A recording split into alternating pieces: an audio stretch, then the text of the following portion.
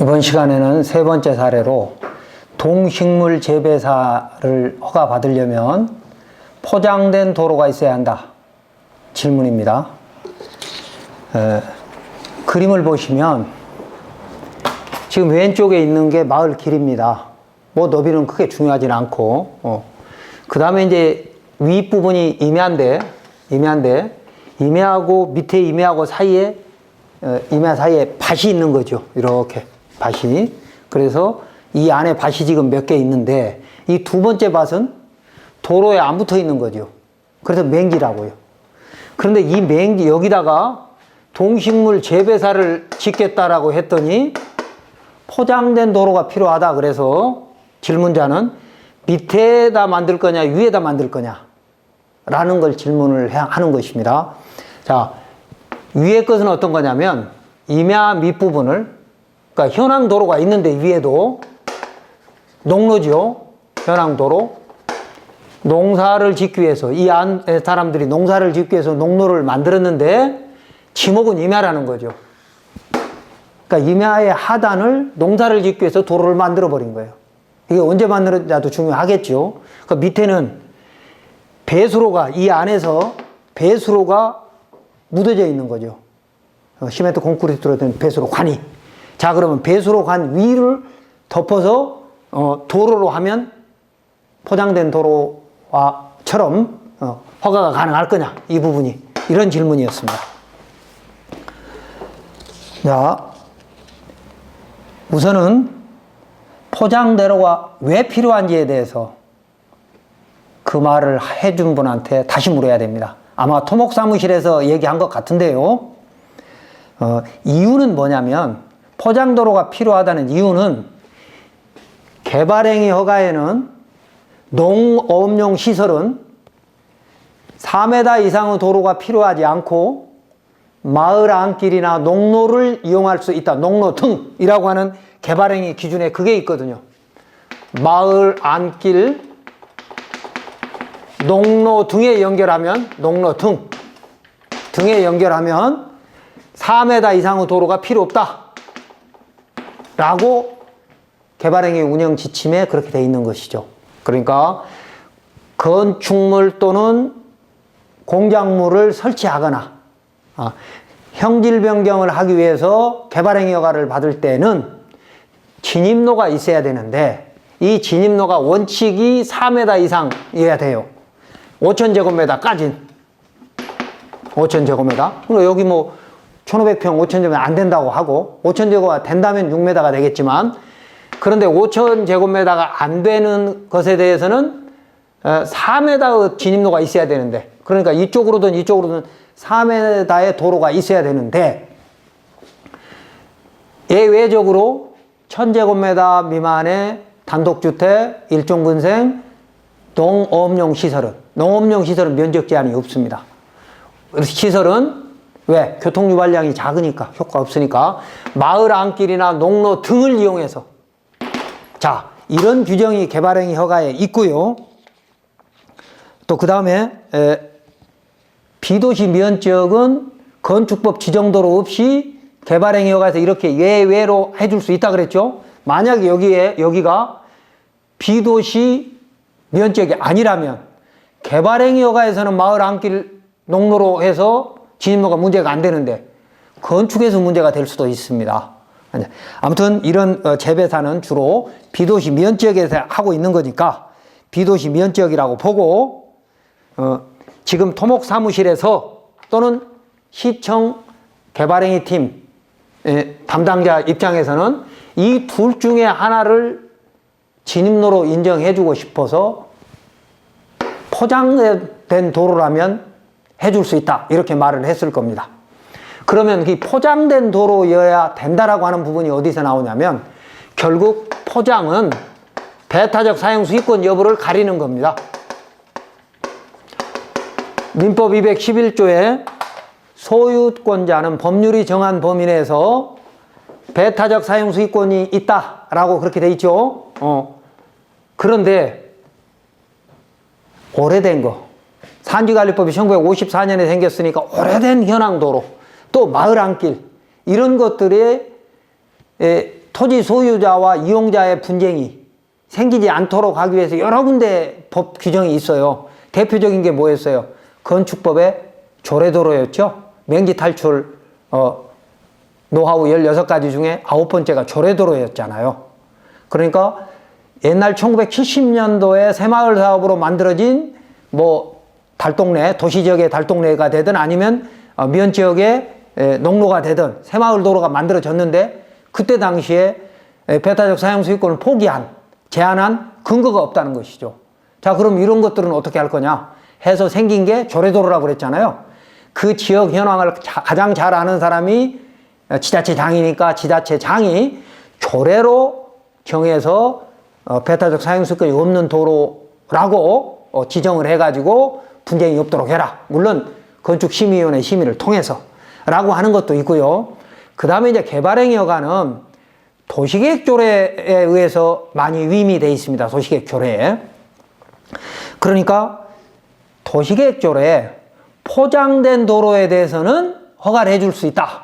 공도로 봐줄 수 있다. 이런 또 규정이 있을 수 있고요. 그래서 아까 포장이 왜 어떤 법에 의해서 원하는지에 대해서 정확히 일단 알 필요가 있다는 것이죠. 그러니까 토목사무실이라 그래서 다 법률을 아는 거 아니거든요. 그러니까 토목사무실에서 포장된 도로가 있으면 동식물 재배사 허가 받을 수 있을 것 같다. 그러면 그것이 건축조례에 있는 건지 아니면 도시계획조례에 있는 건지 아니면 또 옛날에 1970년대에 뭐 내무부 지침에 의해서 만들어진 농로라든지 이런 것들 근거를 정확히 찾아서 지금 현행 개발행위 기준에 마을 안길 농로 등에 적합한다면 꼭 포장하지 않아도 될 수 있기 때문에 일단은 포장도로가 왜 필요한지에 대해서는 다시 한번 정확히 물어볼 필요가 있고요. 두 번째, 이 동식물 재배사라고 지금 그랬잖아요. 이 동식물 재배사의 종류가 다양합니다. 건축법 시행령 별표 1에 보면 건축물의 종류를 29가지로 나눠 놓았죠.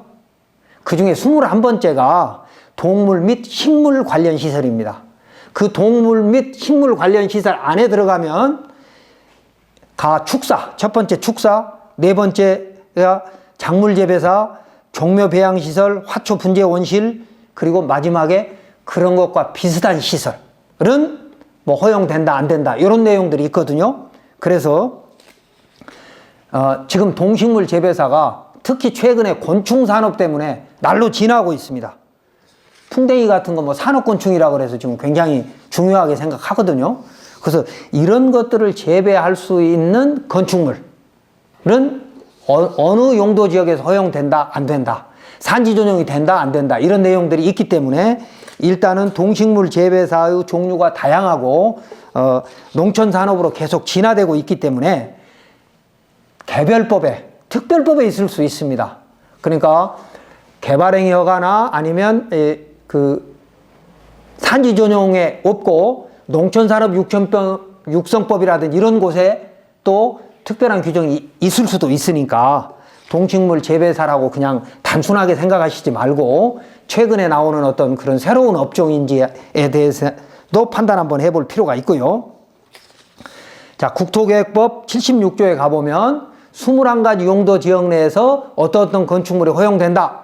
앞에서 다 배우셨죠? 그래서 그것은 건축법 시행령 별표 1에 있는 용도별 건축물의 종류에 21번째에 원칙적으로 축사와 그런 재배사들이 들어있다. 이런 정도만 아시고 농지법에 의해서 허용이 안 될 수도 있거든요. 여기는 다행히 경지정리되지 않은, 그러니까 농업진흥지역이 아닐 수 있으니까 다행입니다만 만약에 농업진흥지역에다가 작물 재배사를 하겠다, 동식물 재배사를 하겠다 그러면 농지법도 적용받아야 되잖아요. 그리고 보전산지에다 만약에 하겠다 그럼 또 산지관리법도 적용을 받아야 하거든요. 국토계획법 적용받지 않고 말입니다. 그래서 동식물 재배사가 어느 지역에, 어느 용도 지역에 어떻게 지어지는가도 다시 한번 정확히 살펴볼 필요가 있다. 그 다음에는 이제 이것도 마찬가지로 건축허가를 받기 위해서는 3가지 절차를 밟아야겠죠. 첫 번째는 건축허가. 두 번째 개발행위허가. 세 번째, 첫 번째는 건축허가, 두 번째는 개발행위 허가, 세 번째는 농지 전용 허가. 만약에 이 진입로를, 현황도로를 해야 된다 그러면 이건 또 산지 전용 허가까지 들어갈 수 있죠. 그러니까 이런 것들을 종합적으로 좀 한번 살펴볼 필요가 있다. 자, 이때 건축 허가에는 진입로가 건축법이 정하는 진입로가 필요하죠. 건축법이 정한 진입로. 그런데 건축법에 어떻게 돼 있어요? 비도시 면적은 접도 의무가 없다. 그렇기 때문에 개발행위 허가에서 기반시설. 자, 개발행위 허가에는 기반시설이 반드시 확보돼야 되는 거죠. 기반시설. 기반시설은 뭐였어요? 도로와 상하수도였습니다. 상하수도는 빼고 일단은 도로. 이제 이걸 진입로라고 볼 수 있는 거죠. 그러니까 건축법에서는 비도시 면적은 적용 안 하니까 진입로 부분은 일단 제외한다고 하더라도 차량 통행이 가능하다고만 하면 기준을 보지 않는다 하더라도 개발행위 허가에서 기준을 보는데 그 기반시설인 도로를 만드는 것은 4m 이상이 원칙인데 마을 한길 농로 등에 할 수 있는 게 뭐라 그랬습니까? 이런 농림어업용 시설 그리고 1000제곱미터 미만의 단독주택 1종근생 이런 것들은 마을 한길 농로 등으로 가능하니까 마을 한길 농로를 만들어내는 게 지금 제일 중요하겠죠. 이 사안에서는. 자, 그래서 개발행위 허가 기준은 4m가 아닌 마을 한길 농로들이면 되는 거고 만약에 여기가 농지면 특별한 내용이 없습니다만 임야인 경우에는 산지관리법 규정에도 적용해야 적합해야 됩니다. 그러니까 개발행위 허가 운영 지침에 이렇게 돼 있어요. 임야를 개발행위를 할 때는 국토계획법, 건축법, 산지관리법 규정에 다 맞아야 한다. 근데 가장 강화된 기준이 어디에 있냐? 개발행위 허가가 있기 때문에 그냥 넘어갈 수 있거든요. 그러나 보전산지는 다른 규정을 적용하지 않고 산지관리법 규정을 적용한다라고 돼 있어요. 진입로를. 보전산지에 대해서는. 그래서 혹시라도 여러분이 이런 시설을 설치하는데 비도시 면적은 보전산지 많죠? 보전산지에 할 때는 진입로를 또 다시 공부해야 합니다. 그게 산림청 고시 2018-25에 있어요. 복잡한 거니까 다음에 기회 되면 공부하기로 하고요. 보전산지다. 만약에 여러분이 개발하려고 하는 땅이나 그러니까 재배사를 설치하려는 땅이나 아니면 진입로가 보전산지다 그러면 이건 진입로 규정을 건축이나 개발행위에서 보지 않고 산림청 고시문을 통해서 산지전용 허가에서 봐야 되겠구나. 이 정도만 알고 계십시오. 자, 이제 마지막으로 그럼 진입로 확보 방안 다시 한번 정리를 해볼게요. 자, 포장된 도로가 왜 필요한지 물어보라 그랬죠? 근데 만약에 포장된 도로가 필요한데 어떤 이유로든 필요한데 도로가 없다면 어떻게 해야 되겠어요? 이 현황도로 소유자의 동의를 얻어가지고 포장을 해야 되겠죠? 근데 이 포장도 동의도 두 가지가 있습니다.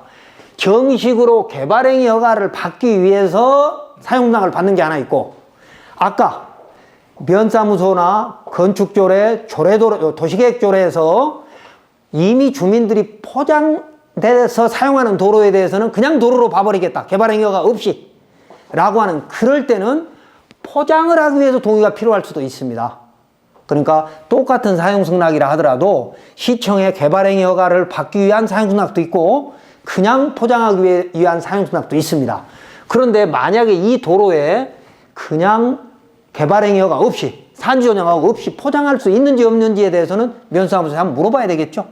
또는 시청 관할과에 물어봐야 되겠죠. 왜? 임야는 원칙적으로 산지전용 허가 없이 개발행위를 한다거나 또 형질 변경을 한다거나 포장을 할 수가 없는 것이 원칙이거든요. 그런데 산지관리법이 생기기 전에 산림법이 생기기 전에 1954년 이전에부터 있었던 현황도로 같으면 그 허가 규정을 적용 안 받아도 되니까 그냥 포장해도 돼요. 이런 판단은 면사무소에서 하거든요. 그러니까 아니면 이제 시군청에 가서 뭐 산림과나 뭐 농림과에 가서 물어보시면 되는 거죠. 자, 그래서 포장을 해서 주인한테 동의를 받아서 포장을 해갖고 농로로 인정을 받아서 마을 한길 농로 등 그랬으니까 농로로 인정을 받아서 재배사 진입로로 하는 방법이 하나 있고 그 다음에 이 밑에 배수로 배수로가 또 언제 배수로관이 묻어져 가지고 농로가 됐는지 한번 확인해 보고 그 도로 소유자의 동의를 얻어서 여기는 이제 별도로 포장하는데 동의가 필요 없습니다. 그래서 이 땅은 소유자가 제3자라면 본인 것이 아니라면 이 도로 소유자의 동의가 필요하죠. 포장을 하기 위해서. 그건 당사자 간에 필요한다는 거지 허가용은 아닙니다. 그래서 여기를 포장을 해가지고 농로로 인정을 받을 수 있다면 개발행위 허가를 받는데 지장이 없다는 것이죠. 그 다음에 이제 만약에 도로 소유자의 동의를 얻어서 정식으로 개발행위를 해서 도로를 만들겠다. 그러면 그때는 포장 안 해도 되는 겁니다. 지금 아까 포장된 도로는 가 있어야 된다는 얘기는 이미 오랫동안 주민들이 썼기 때문에 배타적 사용 수익권이 없다는 것을 간접적으로 확인하기 위해서 포장도로 여부를 보는 경우도 있고요. 이제 그렇지 않고 이런 배수관 같은 경우에는 포장이 돼 있든 안 돼 있든 그냥 진입로로 사용할 수도 있거든요. 이걸 농로로 볼 수 있거든요. 농로가 반드시 포장돼 있다는 것만은 아니니까. 그래서 포장 여부하고 상관없이 이 기왕이 이렇게 도로가 돼 있으니까 이 현황도로가 있으니까 이 도로를 잘 정지 작업을 해가지고 마을 사람들이 같이 쓸 수 있도록 하는 방법이 있겠죠. 이때는 이제 너비가 3m가 아니라 차량 통행이 가능한 정도면 되는 겁니다. 개발행위 허가 운영 지침에.